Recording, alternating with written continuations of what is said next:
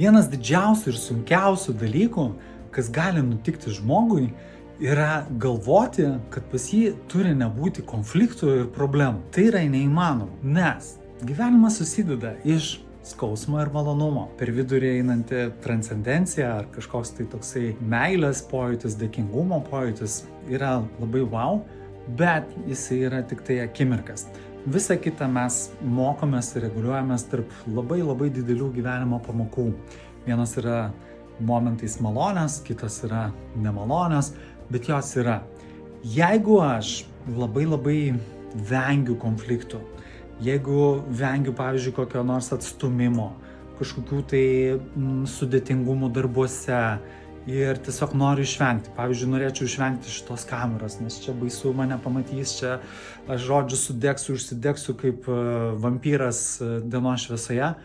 Aš tada užsidarysiu viduj. Turėsiu užsidaryti kažkur tai viduj, pabėgti kažkur toli ir užsidaryti viduj. Užsidarydamas viduj, ką aš gausiu? Atstumimas savęs, kritikas savo, neapykantas savo, griaužimas savęs už tiesiog, kad tu nepadarėjai, tu galėjai atsistoti, tu galėjai pakalbėti, bet tu nepadarėjai. Ne? Tai konfliktas, sunkumas, kažkas tai vis tiek jis yra ir vis tiek jisai privalomas, jisai bus. Klausimas, kaip tu reaguoji?